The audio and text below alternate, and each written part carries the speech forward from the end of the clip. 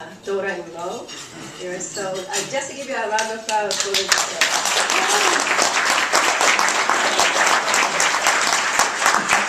And as you know, Joe has done so much for ASHNR and his amazing careers. We are so inspired by his gold medal recipient. And with that, I'd like to call the chair of gold medal nominating committee, Dr. Doug Phillips.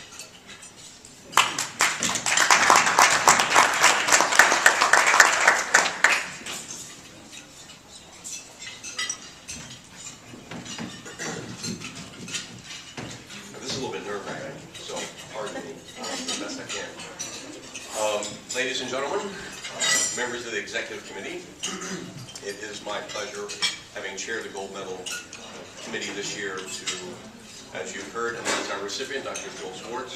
I'm sorry? Can't hear?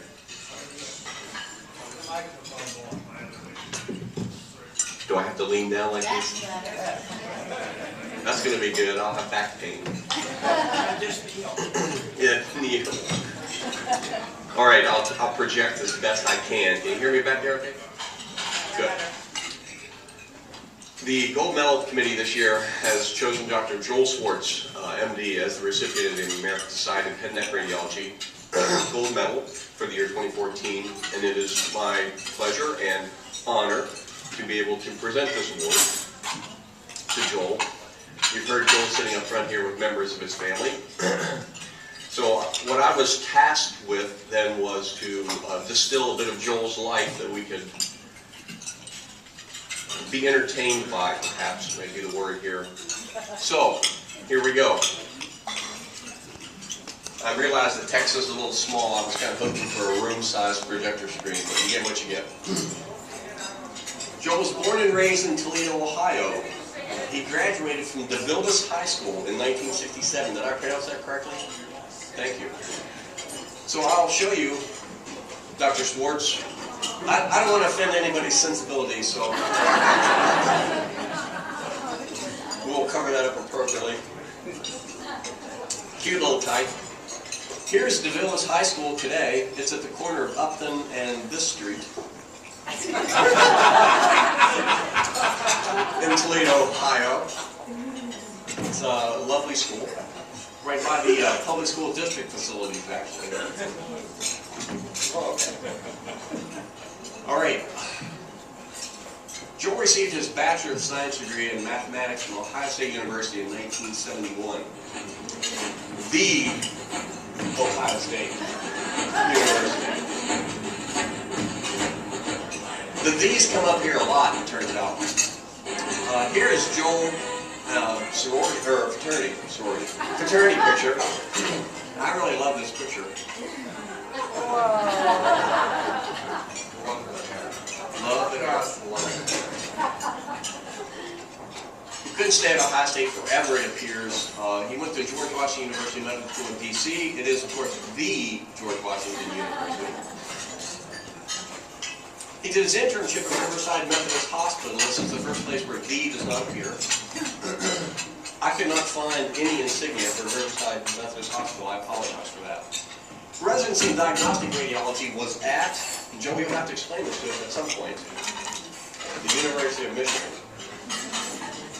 This is a little perturbation from his trajectory. He did a fellowship in neuroradiology at the University of Pennsylvania. This is the insignia from the University of Pennsylvania, which features a fish reading 2 books. His interest in temporal bone radiology dates back to medical school. He discovered that he was far more interested in the skull basin and other areas. This is from a really nice biography written by Dr. Dillon that was published in ASHNR. Supposedly his interest in temporal bone was increased. He attended refresher course at Tom Bergeron and presented RSNA in 1973. A lot of hours looking at, during his residency, looking at all of temporal bone. And that December 1974 issue, the very famous issue of the Radiologic Clinics of North America, spent a little bit of time with that. And took a fellowship at UPenn because of the active association with the Department of Otolaryngology.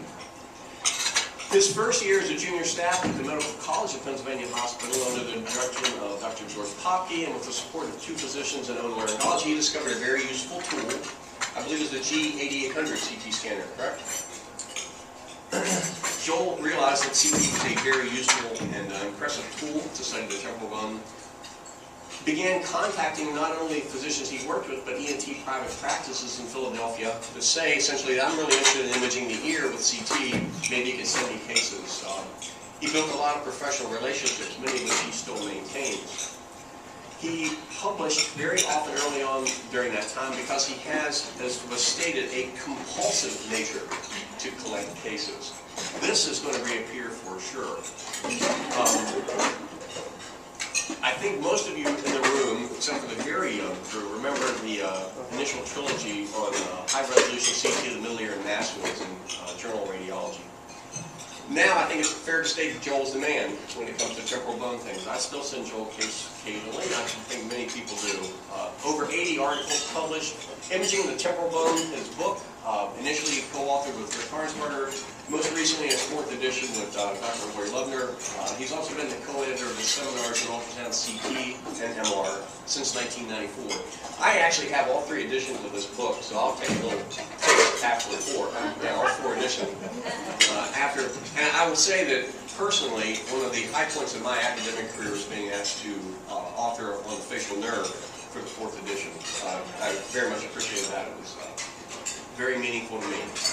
He married Nina in July 1st, 2000. It's a quote from Joel. She's Catholic, so it's a mixed marriage, but she's not a Michigan fan, so that's okay. It's not that mixed. He has 3 sons, 2 of whom are with us today, Matthew, Daniel, and Chuck. He has 2 brothers, Bob and Jim. Bob's a retired plastic surgeon. Jim is a pharmacist who also, it seems, winters in the same location. Family seems to mean a lot to Dr. Swartz. It's very evident from his Facebook postings, and his family is the image here today. His mother, Belle Swartz, lives in Toledo, still. His father, Charles Zale Swartz, passed away in 1987, and a most loved family member, Eddie, a beagle, died just last week at age 14.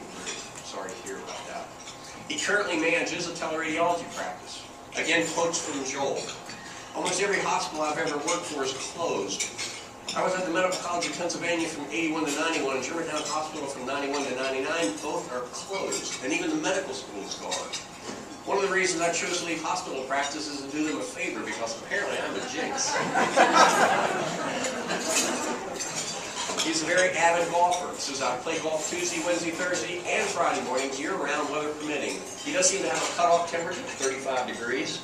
But again, pointing to the compulsive nature of Dr. Swartz, he said for the past 8 years I've kept track of my score on every hole with a spreadsheet. I also keep track of putts and lost balls. He loves rap music. I don't know what to say about it. Says it makes me feel like I want to jump out of my skin. I have a hobby of memorizing lyrics. So far I've memorized about 20 fairly complex songs. I am not proud of this either. Now, I apologize. I just need to, a couple of my slides didn't appear from the presentation. I guess the version, I'll tell you what, I'm going to wing it, because I think I can do pretty fine with it. I've gone through it a number of times myself. I contacted Joel's family to get some information. He said, you might want to talk to my brothers, and they might tell you some stuff about me, but said if you want to delve into silliness, they might have some good stories. So, we're all about silliness here. So I did contact his brothers, and one of his brothers, Jim, told me that he rebelled quite a lot early on in growing up, didn't really feel that he liked school a lot. He says he didn't like the smell of crayons in kindergarten. But I didn't either. He also developed, or exhibited a tendency to memorize numbers very early on, and so impressed his friends that said that his friends used Joel as their resource for getting telephone numbers of friends. This was before the era of cell phones and contact lists. And instead of looking up phone numbers in the phone book or calling the operator, they would just call Joel. for those numbers. One of the more heartwarming stories, however, I got, and this was actually shared by both of the brothers, and it's very meaningful, and I think it kind of points to Joel, and what Joel's all about. So he showed a lot of promise as a Little League pitcher, and really had some serious heat, I guess, could throw the ball, get it past a lot of kids. Said that one of his brother, I think it was Bob, said that he did notice, however, that he had a tendency to get tired, he thought, in later innings. And he would start out games really strong, striking out batter after batter after batter, but then, you know, he wasn't throwing the same. So he said one game he had a shutout going, and he went to him in the dugout and said, "Are you tired or something? What's wrong?" And he said, "No, I'm not tired." He said, "Well, your fastball is just not showing it anymore. You know, you're just not doing it anymore." And Joel said, "No, I've struck out most of these guys a couple of times, and their parents are watching." And I think that both indicates that Joel's just a really nice guy. I think all of us who know Joel know that to be true. He might not be the most fierce competitor, perhaps maybe except at golf, but he's just a wonderful person to have around. I think the society is honored to have you here as a member. It is our privilege and pleasure to award you with this gold medal. I do have one other little item that I'll give you when I call you up here to the podium. I was attached with this, and I'm trying to figure out different things I could do. I contacted the dean at Ohio State University about this particularly nice thing that was happening to Joel here. They were quite pleased to hear of the progress of one of their alumni. They also are going to feature you as the alumnus of the month, I think next month, on their website. And I have a nice letter that I'll present to you in a moment from the dean. Now again, breaking with a little bit of tradition, I'm going to ask Dan to come up, his son, to kind of narrate us through a couple of these slides of family images. And Dan's going to give a few comments before I call Joel up to the podium. So Dan, why don't you come over here?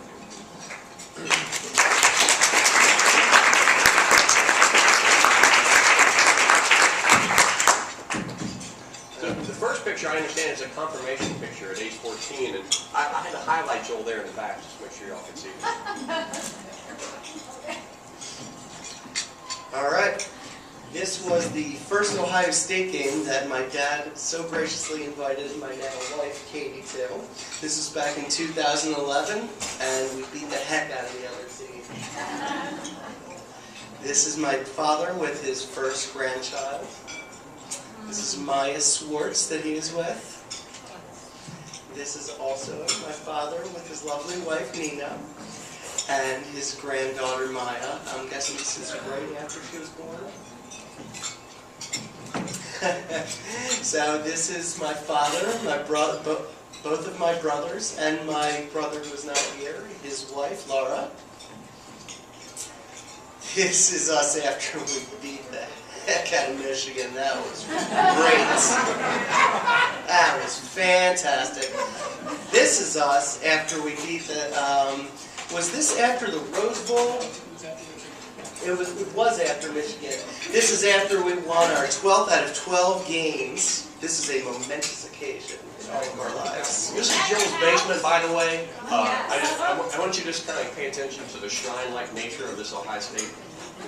This represents about 15% of his collection. This is my grandmother, my father's mother, along with Nina, my father, and my father's brother's wife, my aunt. This is my father with my oldest brother. This is my father with Nina and Nina's lovely father, Al. This is my father with Chuck at his college graduation. This is the J-Man doing his thing. Yeah. This is my pop sitting right next to Brutus himself, or at least a likeness thereof. This was this past December 31st. This is my father with Nina, the men in Nina's family. This is my dad getting ready to do his thing. That is my father with my oldest brother, I think, at his wedding. Is that his wedding? Yes, this was also at his wedding as well. And I believe this was at my father's wedding, is that right? No? That's still my brother's wedding, okay. And there he is taking a bow. This was just recently. That's my dad with his... And that's my father with hair. It's very difficult to come across these pictures. I just wanted to say a few words about my father. Clearly, you all know my father as a doctor, as an author, as a straight gangsta, as a terrible golfer. But you probably don't know him as a father, a husband, and the most generous person that I've ever met in my entire life, let alone was lucky enough to be the son of. I wouldn't be where I am today in many senses if it was not for my father. I wouldn't have a fraction of the things I have.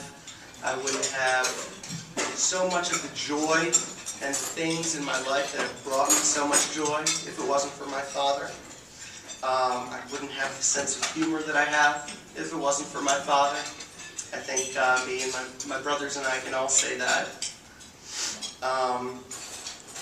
He has done so much for so many people that I've never met still come up to me even today and tell me how much he means to them. And it doesn't surprise me, but it always touches me.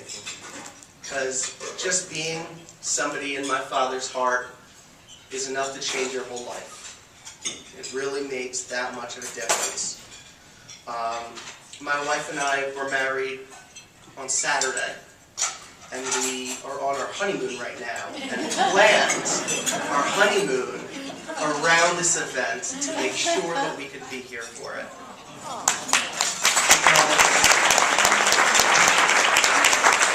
He would do that. He would do that for us, and he would go more. He would go even more over in what he would do for us. So in summation, I just got to say that my father has accomplished a tremendous amount in his life. But for what you guys all know about my father, he deserves this award so much more for who he is and what he has accomplished. Be the man, Joel.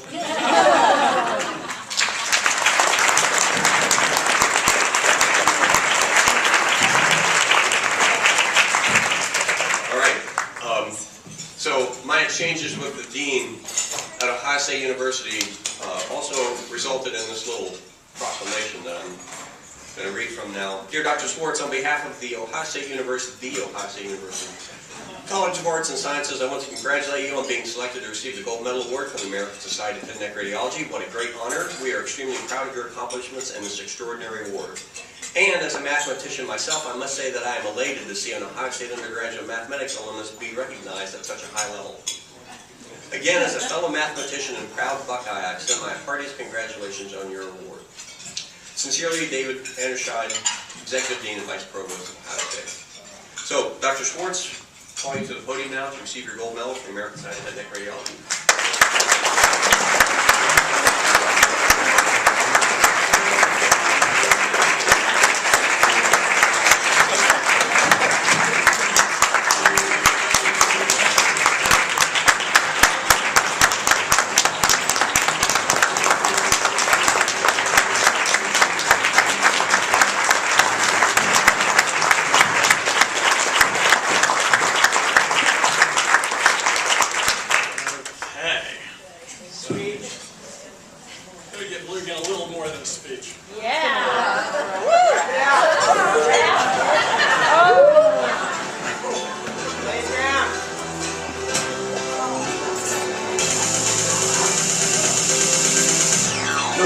behind the wheel, but only one rider. Eyes shut, still got me screaming like a diver. Can't let go, I got dancing open now. My heart's in Japan, quake loose with the survivor. No way, no, you think you look flowers. No way to say it better, but the killer was a coward. Face fish showered, a minute and an hour. Heard about the news all day, went sour. Little mama got me feeling like a lemon head. Put you in a box just like a pen of cigarettes. And give them my regards, or regardless of get arrested. Ain't worried about the killer, just the other restless. Get mad cause a $250,000 necklace. DUI never said I was driving reckless. You and I know that jealousy is not impressive. Oh no, I can't stop, I was pressing. I know, caught up in the middle. I cried just a little when I tried to let it go. Oh no, gave up on the riddle. I cried just a little when I tried to let it go, go, go. I know, caught up in the middle. I cried just a little when I tried to let it go. Oh no, gave up on the riddle. I cried just a little when I tried to let it go. Champagne bucket still got 2 tears in it, and I put that on my tattoo at Jimi Hendrix. Get the press, get the outfit all in it, cause the press tell it all, get a meal ticket. Kleenex, get the car, take a little visit. Sacrifice just to make a hit, still vivid. Rihanna kissy on the neck just to kill critics. We got it doesn't mean you're rich, just got it. Look at me staring, got the boss staring, got a good feeling. Mr. Mike Karen, tell him really jeans. I'm on other planets, then key class, big truck and leave transparent. My mom, I'm chandeliers, I'm a tears, damn it. 30 years you'd have thought these most advanced. Try to live, try to figure how my sister vanished. No cheers, I know you wouldn't panic, I know. Caught up in the middle. I cried just a little when I tried to let it go. Oh no, gave up on the riddle. I cried just a little when I tried to let it go.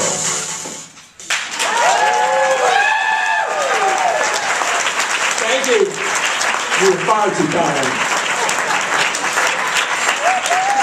Okay, now, regular glasses, right? That's after we're shaking things up a bit. Now we gotta go get serious, kinda. We're gonna get a little serious, at any rate. Okay, first off, I want to tell everybody that Nina's here. My trophy wife is here. My son, Chuck. My son, Daniel, who you've all met. My new daughter-in-law, Katie. My son, Matthew. My daughter-in-law, Laura. And my new little granddaughter, 6-month-old, Maya, who could not be here today. Now, first off, after my performance, it's too late to take the award back. Just so you know, there was nothing original about what I just did. I was covering Florida, in case any of you heard Florida. This is what happens when you have a pretty good memory, a little rhythm, and a lot of time on your hands. And you can go to the first slide.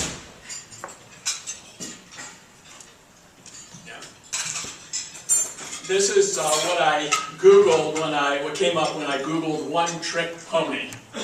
Because after all, that's what I am. It's nice that one-trick ponies can get some love too. Here, I guess this is the year they decided to give the award to a member that reminded them most of the loyal golden retriever. Maybe there should be somebody up here with a spray bottle to squirt at me if I become too self-deprecating. Let's see how it goes. Well, I'm gonna. Some of the stuff I'm going to say was hinted at. It was talked. Doug brought up before, but I would say that my interest in head and neck radiology, as maybe a lot of people here, did begin in medical school. There was something about skull base anatomy that just did it for me. I was a middle of the class, forgettable student, diligent, but definitely forgettable. I had lunch with another student once when I was a senior. He told me that he was AOA, referring, of course, to the Honor Society for High Achieving Medical Students.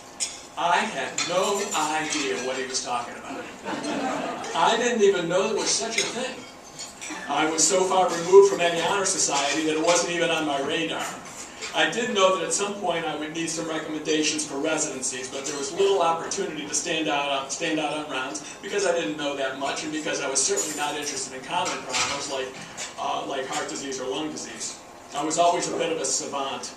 I knew very little about COPD and other common medical problems, but you know what? I always knew the contents of the skull base foramina. Always. I also remember spending hours and hours studying the physiologic and anatomic basis of caloric testing.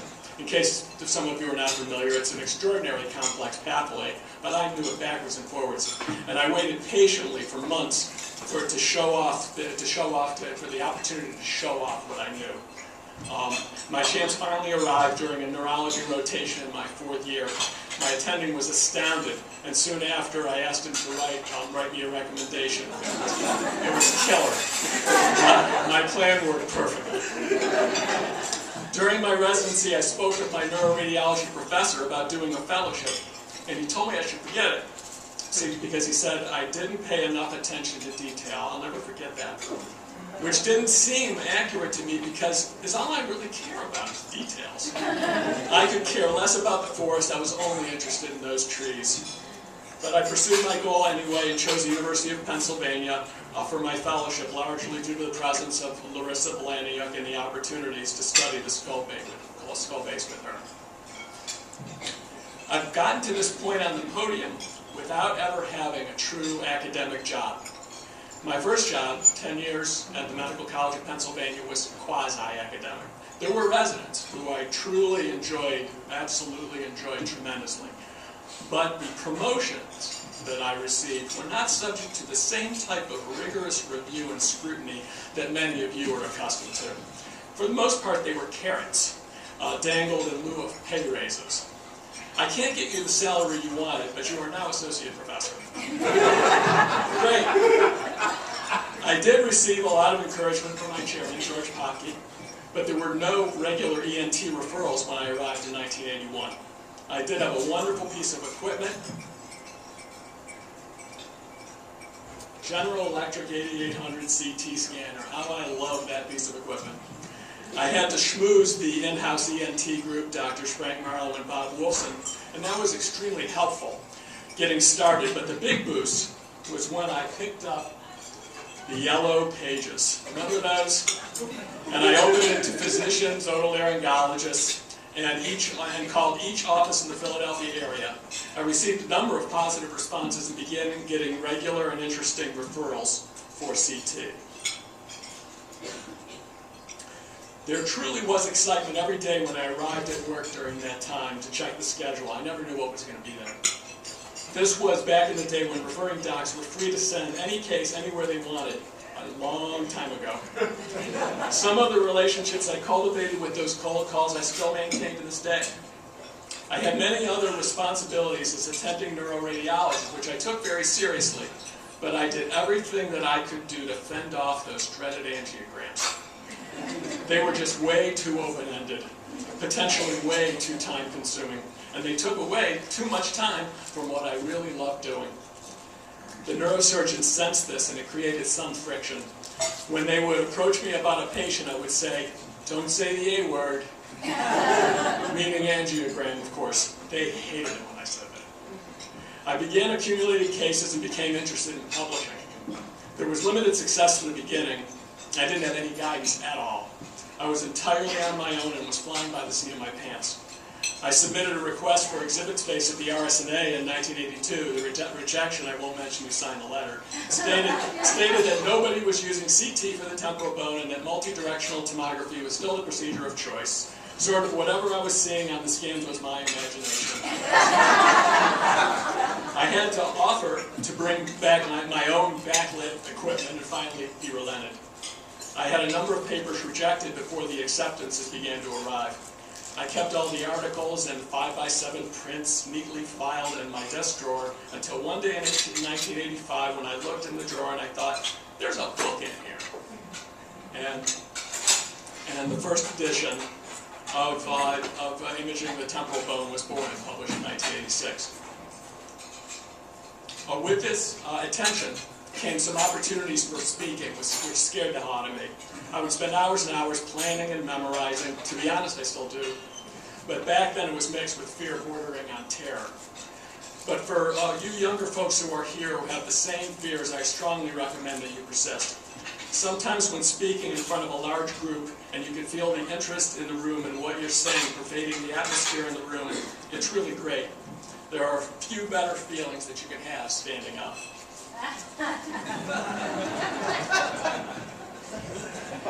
Let that sink in. These days I do entirely outpatient neuroradiology, not a lot of head and neck. I read for several freestanding imaging centers from my basement via teleradiology. I have licenses in 22 states. I collect them like baseball cards. Expensive baseball cards. I can say pretty definitively that I may be the only person here today who can make a living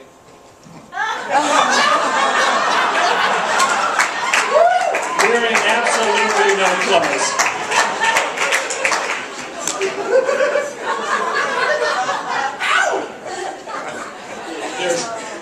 There's a Nautilus machine about 10 feet away. Obviously, I'm using it all. The similarity of what I do to being a hooker doesn't entirely escape me.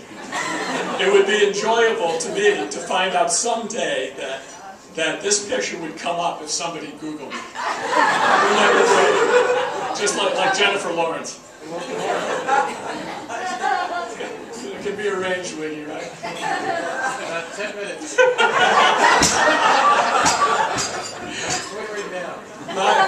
My tenure as a member of this society has truly been very special to me. It has encompassed about half my life. I truly enjoyed my time on the executive committee in the 90s and early 2000s. I always look forward to the meetings and the camaraderie. It was great to be involved in the decision-making processes and to convey these ideas to the general membership.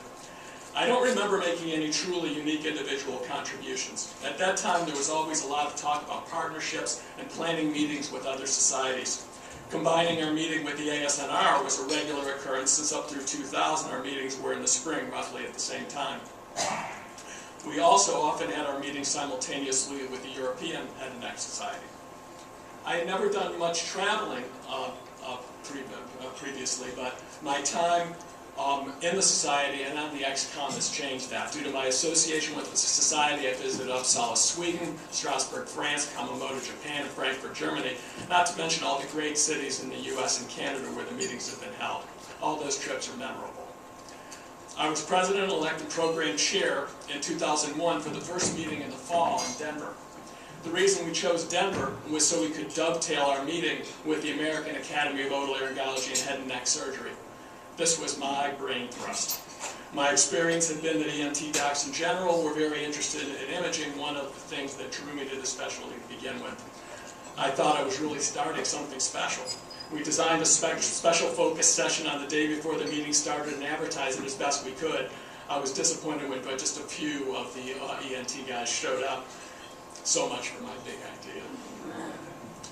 This is the point where I would like to single out some folks to thank. Other gold medalists have done this too, and it always makes me cringe a little because I imagine leaving out somebody important. How do you pick who to mention? Quite honestly, every time Michelle calls me a douchebag, I get chills on my spine. I would like to thank several of my colleagues who have personally invited me to speak at their institutions. The reason I pay special attention here is because they could have chosen other speakers, but they actually wanted to spend some time with me. That's a great feeling. I've visited Wendy Smoker, Debbie Reed, Chuck Schatz, Chuck Lanzieri, Bill Dillon, Pat Hudgens, V.J. Rao, and Lori Lubner on their own turf, and had terrific experiences. But there are three other very special folks that I would like to single out because they've been crucial to my career. My guess is you could probably guess one, but you probably can't guess the other two. Can I get my water? Yeah.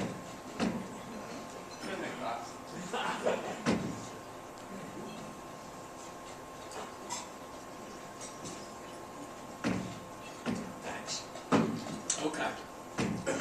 The first person that I want to discuss that had a significant impact on me, it was alluded to by Doug earlier, is Tom Bergeron.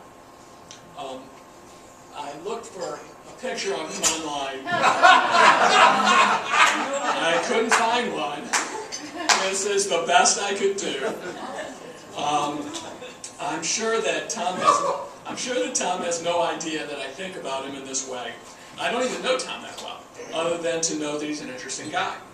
But he has been there at several watershed moments early in my career, beginning in, I think it was actually 77, when I attended the RSNA as a resident.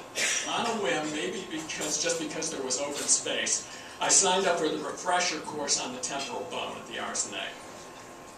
The other residents who attended the meeting with me were dismissive, to say the least. If you want to go listen to that crap, you're on your own. So I had to go by myself. Maybe I just needed to get a life, but I was mesmerized. Everything was plain film and multi-directional tomography, and I couldn't see half the findings he was pointing out, but I just knew that I wanted to learn everything about the subject matter. It was truly the beginning for me.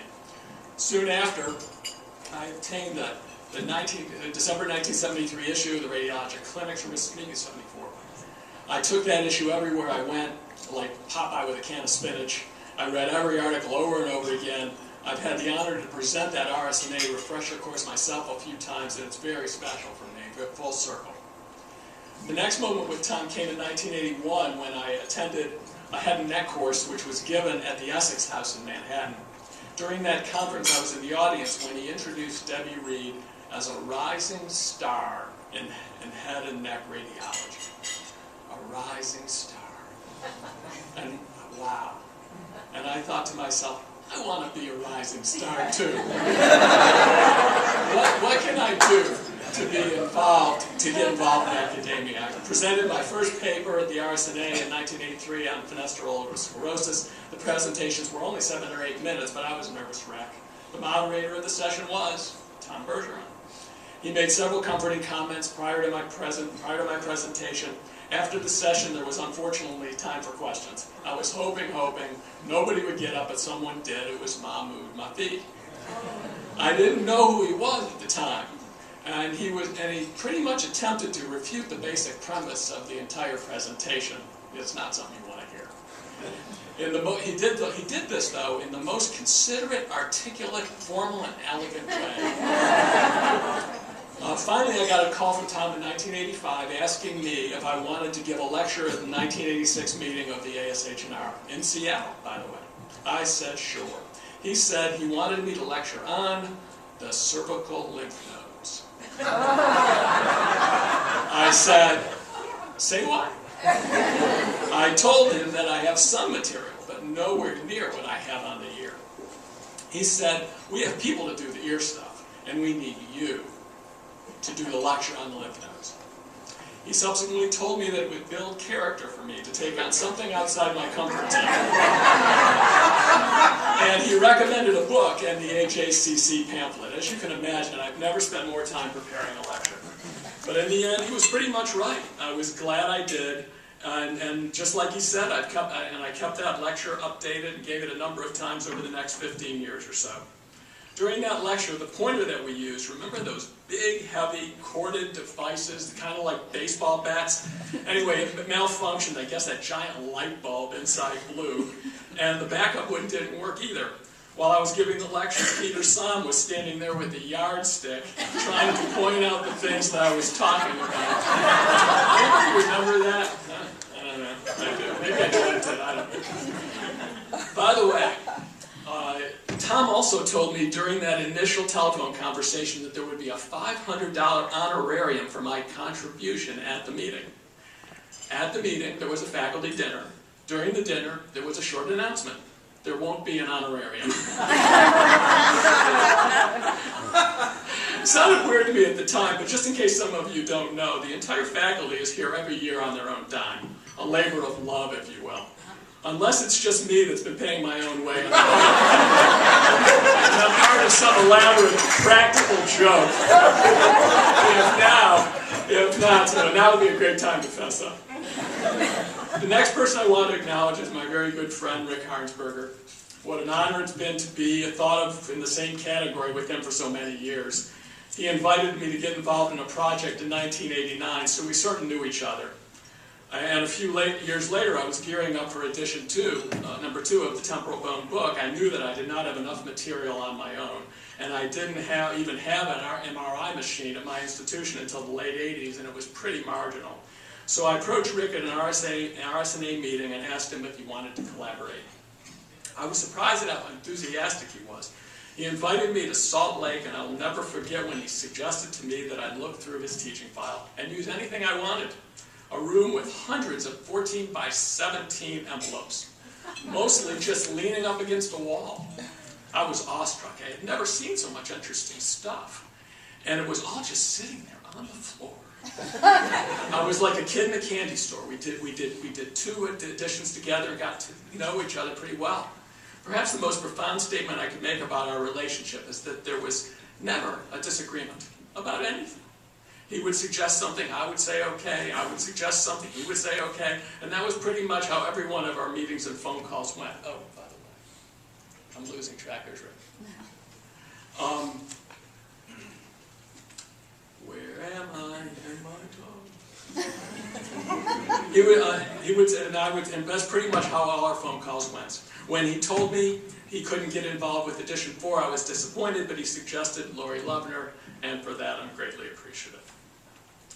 A byproduct of our friendship has been the opportunity to visit Salt Lake City several times. I really think it's a terrific place. It's just a beautiful place.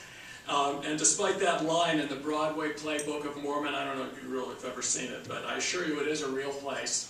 Salt Lake City. Lastly, the final person I want to mention is my very good friend and fellow Buckeye, Don Chakras.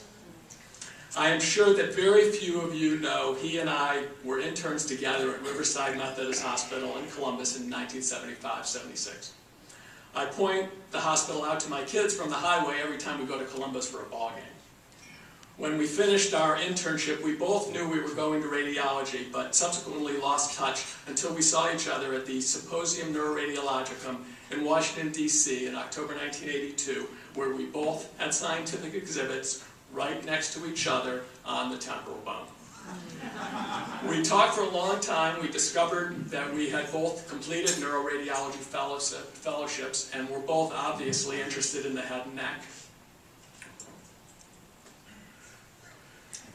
It was at that meeting when he told me about a society where everybody is friendly and they are all interested in head and neck radiology and the lectures are great, the ASHNR. And he encouraged me to join. It was also Don, many years later, who probably recommended me for ascension to the executive committee. Nobody epitomized the feeling of family atmosphere within the society better than Don. Don and his dear wife, Linda, were here every year. All the members who knew Don knew Linda as well, a fixture at every event. Don has made no secret about the fact that his daughter Alex was conceived at the Pfister Hotel during the meeting in 1987. Now that's a family atmosphere.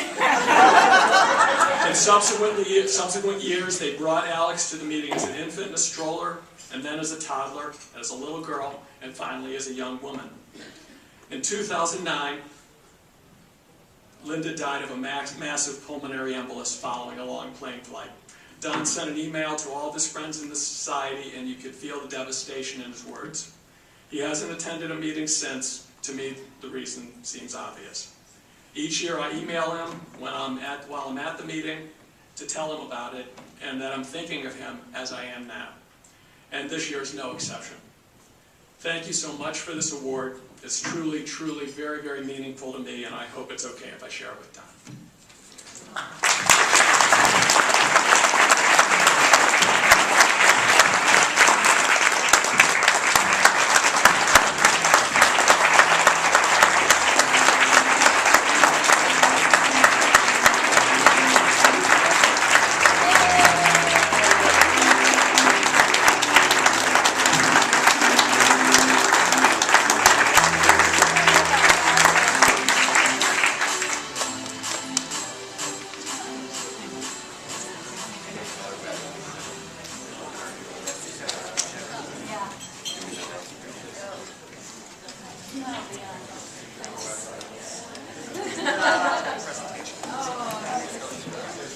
For those people who signed up for the